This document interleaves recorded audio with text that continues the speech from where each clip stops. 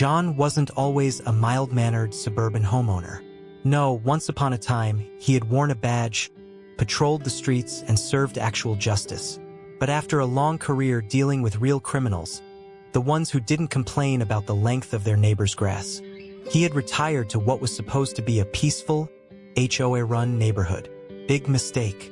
The neighborhood, Maple Oaks Estates, looked like a cookie-cutter paradise. Pristine lawns, white picket fences, friendly smiles, until you learned the truth. Because behind those meticulously arranged flower beds and absurdly specific mailbox regulations lurked the HOA police, an unofficial, self-appointed group of power-hungry, clipboard-wielding busybodies who had taken it upon themselves to enforce order. And leading this rogue squad? None other than Officer Mike, a middle-aged former mall cop who had never recovered from getting fired for excessive use of a Segway. Mike took HOA law enforcement more seriously than the actual police took murder investigations. He and his team, mostly retirees with nothing better to do, patrolled the neighborhood in their golf carts, issuing citations for everything from unauthorized curtain colors to excessive laughter after 9 p.m. John had seen some nonsense in his years as a cop, but this was war. To understand just how ridiculous this situation was, let's break it down. The HOA had no real power. Their laws were a mix of arbitrary nonsense and whatever rules benefited the HOA board the most. Yet somehow they operated like a dictatorship. You could get fined for parking your car facing the wrong direction in your own driveway, owning a garden gnome, looking at Officer Mike the wrong way, or breathing too loudly. John had watched them terrorize his neighbors for months. Linda from across the street had received a $500 fine for planting tomatoes in her backyard. Old Man Jenkins had been nearly arrested for daring to have a flagpole 2 inches too tall. And let's not forget poor Greg, who had simply nodded politely at a board meeting and somehow ended up volunteering as HOA treasurer for life. John kept his head down. He had a plan. He wasn't just going to fight back. He was going to dismantle the HOA's reign of terror brick by brick, fine by fine, golf cart by golf cart. But first, he needed them to make the mistake of coming for him. And oh boy, did they ever. One fine Saturday morning, John stepped outside to get his mail when he saw it. A bright orange violation notice stuck to his front door. His first citation. Game on. According to the notice, he was being fined for illegally parking his truck in an unauthorized location. Where was this unauthorized location? His own driveway. Now, for context, John's truck had been parked in his driveway for years. The exact same spot. Never an issue. But apparently, a new rule had been passed at the latest HOA meeting stating that vehicles over 6 feet tall were a visual nuisance and must be parked in an enclosed garage. John did not have a garage, which meant his truck was now, according to Officer Mike and his HOA police squad, an abomination to the sacred aesthetics of Maple Oaks Estates. John looked up and saw Officer Mike himself, parked at the end of the street, watching with smug satisfaction. "Morning, John," Mike called out, stepping out of his HOA-marked golf cart, which, let's be honest, was essentially just a glorified mobility scooter with flashing lights. John held up the citation. "Really? My driveway is illegal now." Mike adjusted his fake badge. "Rules are rules, John. We can't have vehicles disrupting the neighborhood's visual harmony. You understand, right?" John took a deep breath. He had been waiting for this moment. This was it. "You know what, Mike?" he said, a slow grin spreading across his face. "I think it's time we had a little chat about real law enforcement." Mike frowned. "What do you mean?" John pulled out his phone and started dialing. "I mean, I used to be a cop, a real one, and I happen to know that impersonating law enforcement is a felony. So let's find out just how real that badge of yours is, shall we?" The color drained from Mike's face. John wasn't bluffing. This was just the beginning, because he wasn't just going to fight back. He was going to bring down the entire HOA police force. And if there was one thing John knew better than anyone, it was how to take down a corrupt organization from the inside. A quiet evening in Maple Oaks Estates. Too quiet. John sat in his living room, sipping a cold beer, watching an old Western movie. Clint Eastwood was staring down some outlaws, his hand hovering over his holster. John smirked. "That's me," he thought, "the last real sheriff in town." His moment of cinematic inspiration was interrupted by the sudden, dramatic ding of his phone. A message from Linda, his sharp-witted, equally rebellious neighbor. "Linda, they're coming for you." John blinked. "John, who's coming for me?" "Linda, HOA police. I heard Officer Mike talking. They're bringing backup. Something about making an example out of you." John grinned. Oh, this was going to be fun. 20 minutes later, John heard the sound of tiny engines buzzing in the distance. He peeked out the window. For HOA-marked golf carts rolled down the street in formation, headlights blinding. They screeched to a halt in front of his driveway. Officer Mike stepped out first, looking self-important as always. He was flanked by his elite squad of HOA enforcers, include Gary, HOA's treasurer, and a man who believed paperwork was a weapon. Sharon, a retiree who once called 911 because a kid was riding a bicycle too aggressively. Doug, a guy who had failed the police academy exam 6 times and now lived his fantasy through HOA patrols. The 4 of them stormed, or rather briskly walked, up to John's front door. Mike raised a megaphone. "John, this is the HOA police. Come out with your hands up." John took a deep breath, stepped outside, and gave them his most exaggerated, sarcastic surrender pose. "Oh no," he drawled. "I'm surrounded. Whatever shall I do?" Officer Mike, completely missing the sarcasm, nodded with satisfaction. "It's over, John. You broke the rules. You have no one to blame but yourself." John crossed his arms. "Let me guess. I parked my truck too aggressively." Mike scoffed. "It's much worse than that." He pulled out a very official-looking piece of paper. "John, by the power vested in me by the Maple Oaks Homeowners Association, you are under arrest for the following heinous violations: possessing an unapproved lawn chair, having an unauthorized welcome mat, exceeding the maximum number of Christmas lights allowed per household, general disrespect for the HOA police." John let out a long, dramatic sigh. "Mike, do you hear yourself? You sound like a villain from a badly written dystopian novel." Mike turned red. "This is a serious matter. You have 2 options.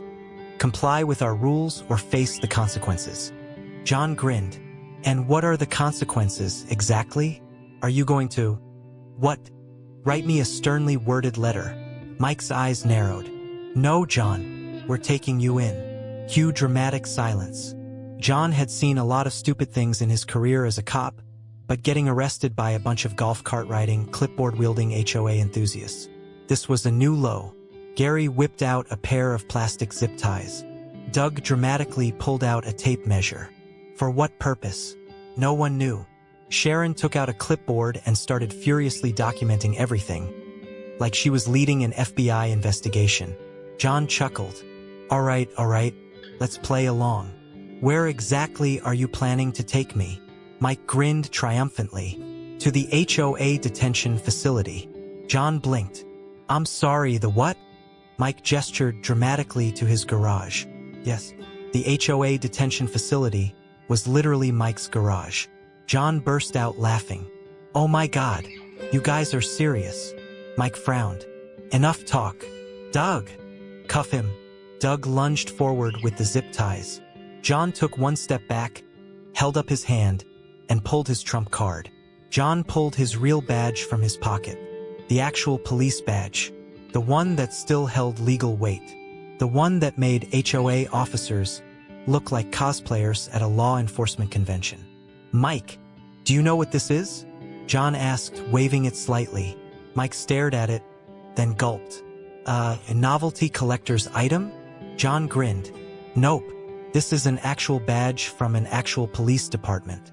And you, my friend, are committing an actual crime right now." Mike's face went pale. John turned to Doug. "And you, buddy? You were about to put handcuffs on a civilian without legal authority. That's called unlawful detention." Doug slowly lowered the zip ties. John turned to Sharon. "And you? Writing up a legal-sounding citation without jurisdiction? That's fraud. Sharon's pen snapped in half. John turned back to Mike, stepping closer. Do you know what the penalty is for impersonating a law enforcement officer? Mike opened his mouth, closed it, opened it again. No words came out. John smiled. I do, because I've arrested people for it. Silence. And then Linda appeared. She had been filming the entire thing. Mike turned and saw her standing on her porch, phone in hand, recording everything. A slow, horrified realization dawned on him. John grinned. Congratulations, Mike. You just went viral. Mike let out a strangled sound, somewhere between a scream and a whimper.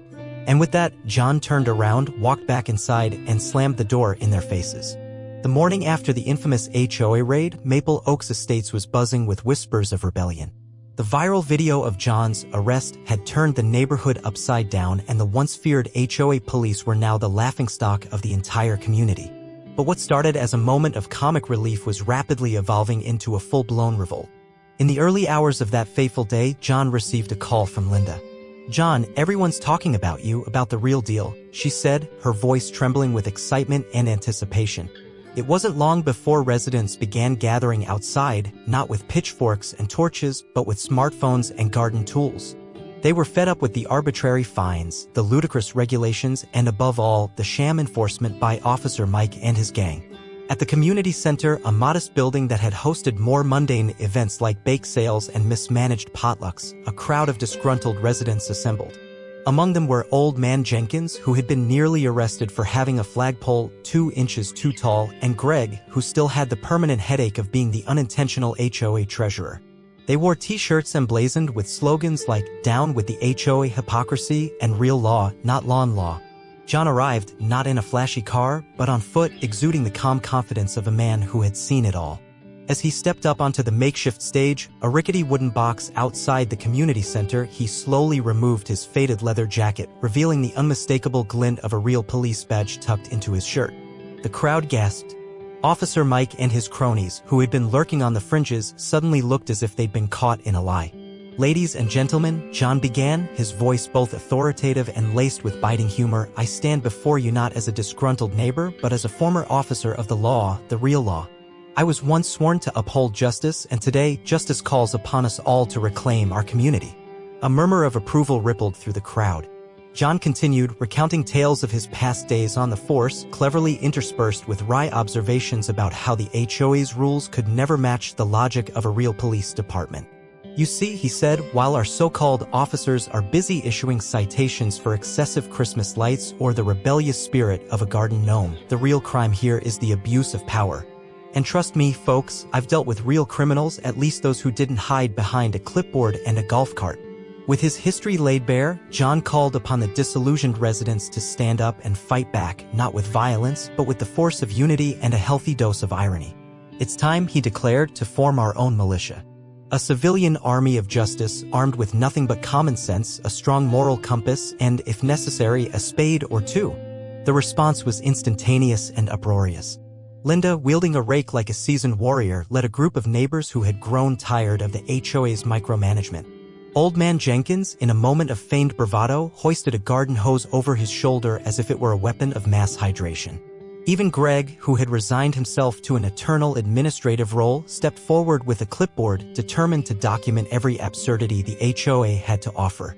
Their battle plan was simple: confront the HOA police, expose their fraudulent authority, and restore sanity to Maple Oaks Estates. The civilians formed a human barricade in front of the community center, their faces set with determined grins. John's rallying cry, "We are the real enforcers of fairness," echoed through the streets. Meanwhile, Officer Mike, flustered by the mounting unrest, attempted to rally his dwindling band of fake law enforcers. He gathered Gary, Sharon, and Doug in a hastily convened meeting inside his garage-turned-detention center. "We must restore order," Mike bellowed, though his voice betrayed a hint of panic. "If John dares to defy us, we will show him the power of the HOA."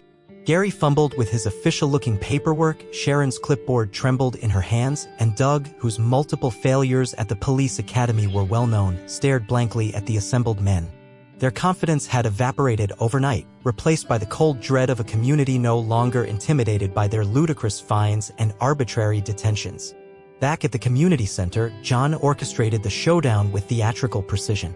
The first act of this absurd drama unfolded when a contingent of residents, armed with makeshift weapons like garden shears and spatulas, advanced toward the HOA police.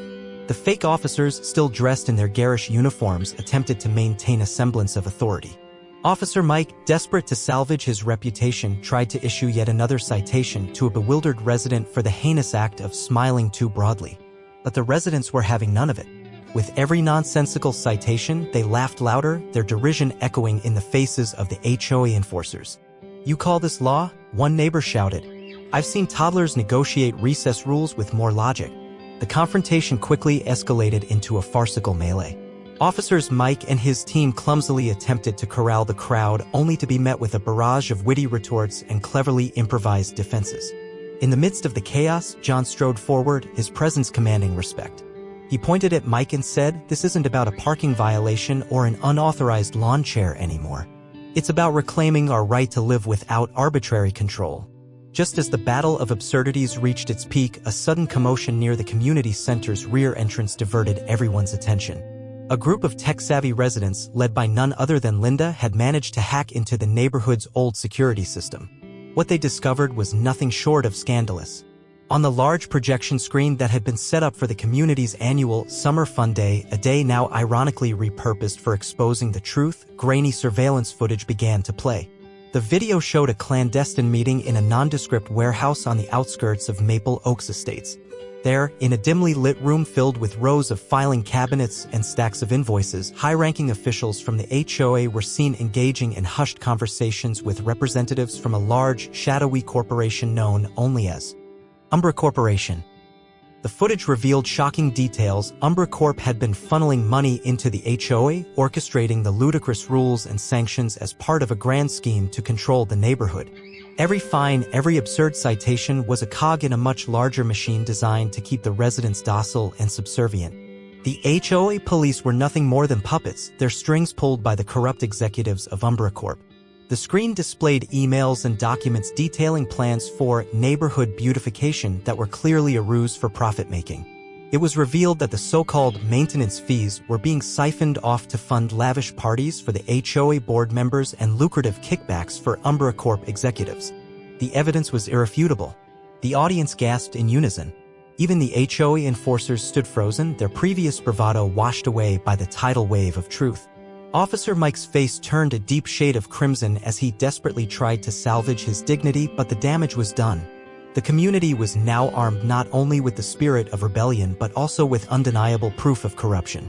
As if scripted for a dark comedy, the surveillance footage was streamed live on local social media channels, with comments flooding in from all corners of the neighborhood and even from beyond. Hashtags like #UmbraCorpExposed and #RealSheriff had already begun trending locally. Neighbors who had once been apathetic were now united in their outrage. The live broadcast was a moment of communal catharsis, transforming the battle from a local skirmish into a public spectacle of accountability. John seized this pivotal moment. With a wry smile, he addressed the now humbled HOA police.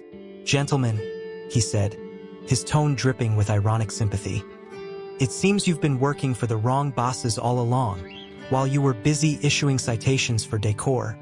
The real decor was your own egos, plastered for the world to see." Officer Mike stuttered an apology, but his words were drowned out by the cheers and applause of the residents. The evidence had not only unmasked the farce of the HOA's authority, but had also ignited a revolution of common sense. The fake officers, once so proud of their pseudo-power, now found themselves at the mercy of a community that refused to be manipulated any longer. In the aftermath of the live broadcast, real law enforcement, alerted by the cascade of social media alerts and the undeniable evidence, arrived on the scene. Backup officers, who were genuinely committed to upholding the law, began rounding up Officer Mike and his hapless crew. Their arrests were met with an odd mixture of relief and amusement by the residents, who could hardly believe that the entire episode had unfolded like a poorly scripted sitcom. John watched as the fake enforcers were led away, his eyes glinting with a mixture of satisfaction and a hint of mischief. "Let this be a lesson," he told the gathered crowd, "that no one, no matter how ludicrously self-important, is above the law or common sense. The community erupted in cheers, a collective catharsis washing over them as they celebrated the downfall of a corrupt regime. The day ended with an impromptu community celebration. Neighbors, once divided by petty grievances and arbitrary fines, came together to share laughter and hope. They exchanged stories of past miseries inflicted by the HOA, now transformed into humorous anecdotes. John, the real sheriff, was hoisted onto shoulders and paraded around like a hero from a modern-day Western, where justice wasn't served cold, but with a generous helping of satirical wit. As the sun set over Maple Oaks Estates, the once oppressive air was replaced with an atmosphere of renewal.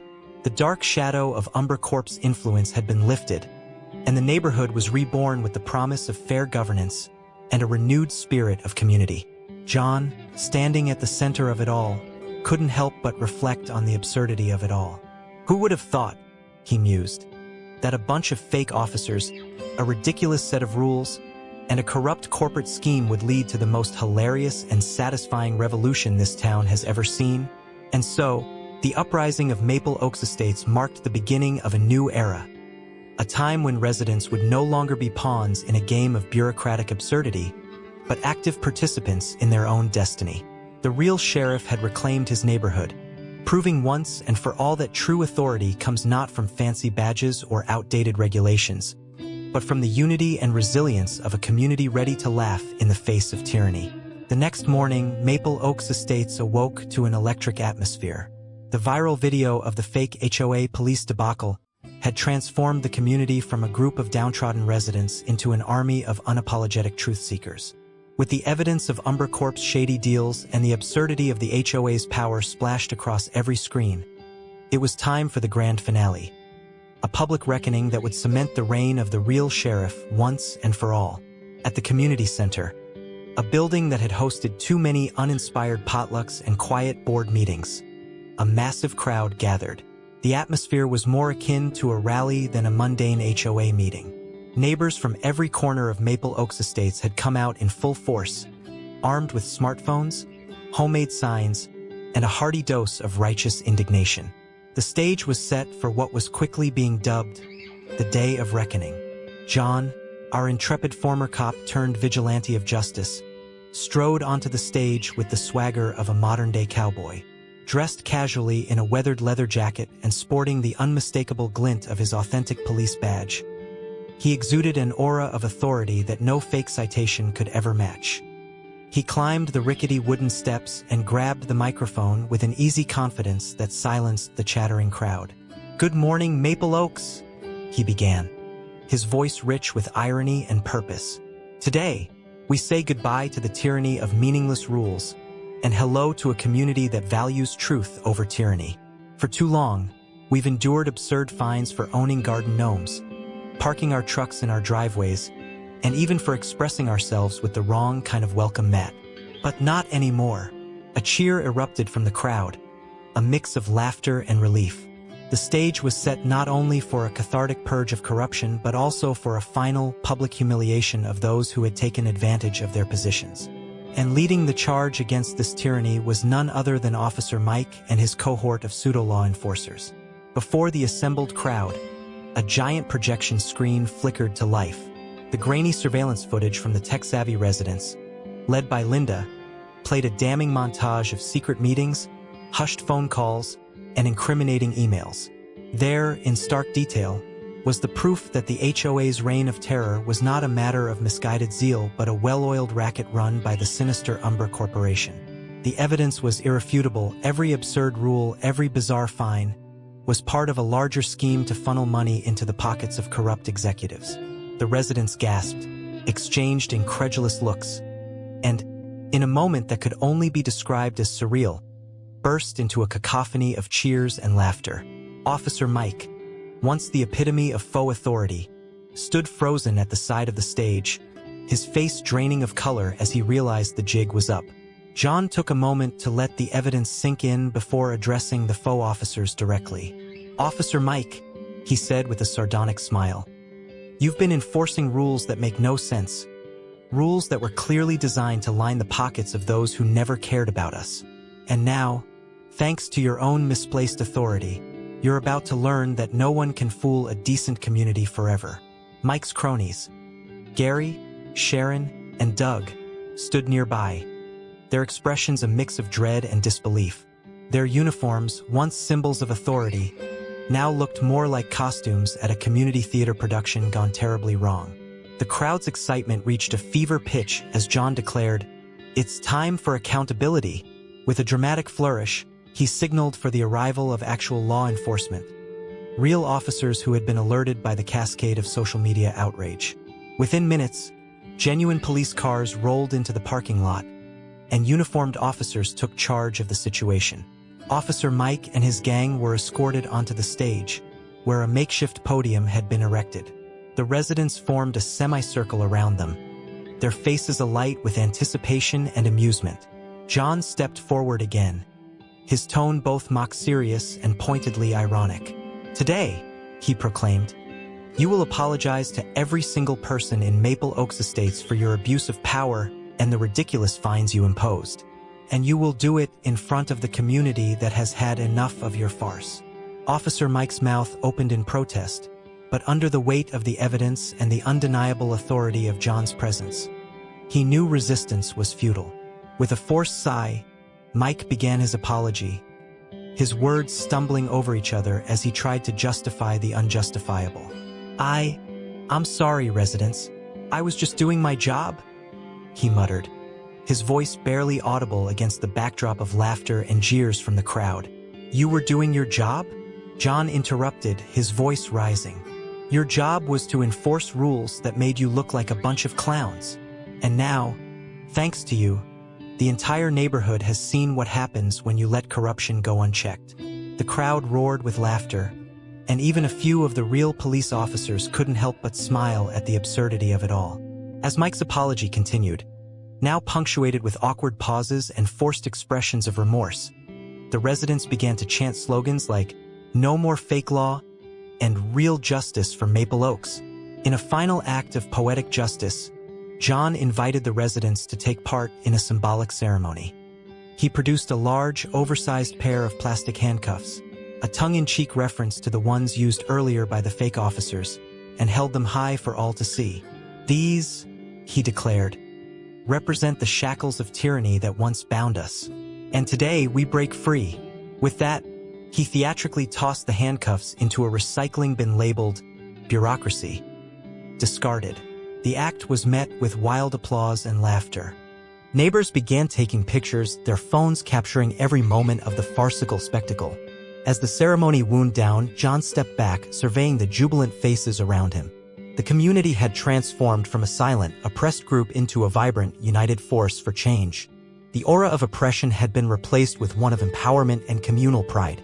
For the first time in years, Maple Oaks Estates felt like a place where the people ruled, not a corrupt few with outdated clipboards and ludicrous regulations.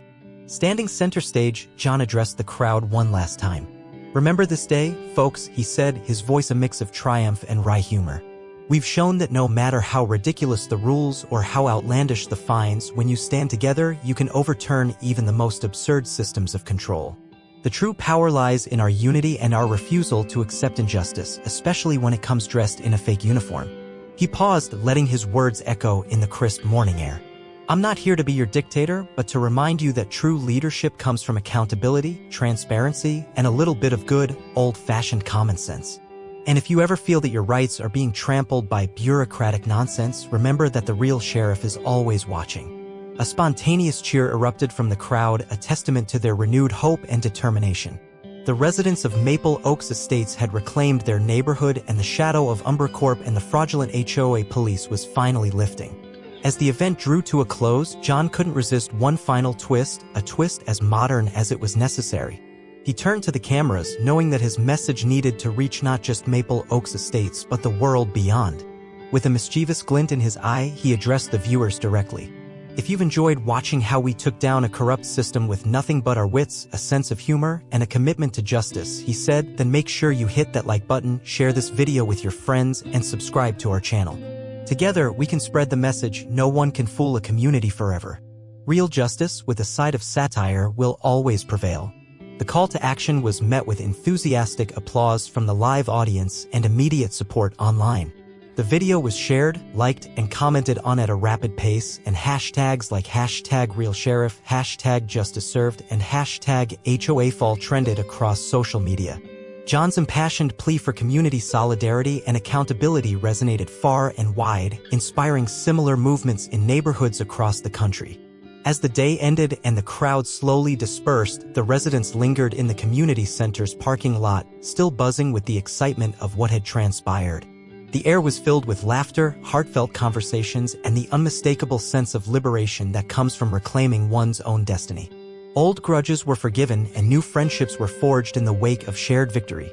John, the once retired officer turned vigilante, took a moment to reflect on the events of the past few days. He knew that the fight against corruption was far from over, but today had proven one vital truth: when people stand together, even the most ridiculous of regimes can be overthrown. And as long as there were those willing to speak out, the spirit of justice and a good laugh at absurdity would never die. With the sunset casting long shadows over Maple Oaks Estates, John whispered to himself, "This is just the beginning." And indeed, in every corner of the neighborhood, from manicured lawns to the humble porches, the seeds of a new era were already taking root. So, to everyone watching, remember this: if you believe in standing up against the absurd, if you believe that laughter is the best weapon against tyranny, then join us. Like, share, and subscribe. Spread the word, and together we'll keep the spirit of the real sheriff alive. Because in our community, justice isn't just served, it's celebrated with a hearty dose of satirical humor. And that's how Maple Oaks Estates transformed from a haven of bureaucratic absurdity into a thriving community of empowered citizens united by the belief that no one can truly control us unless we allow it. The legacy of the fake HOA police is now nothing more than a punchline in a story of victory, and the real sheriff's call for accountability echoes far and wide. Join the revolution, like, share, and subscribe, and let's keep the spirit of justice rolling.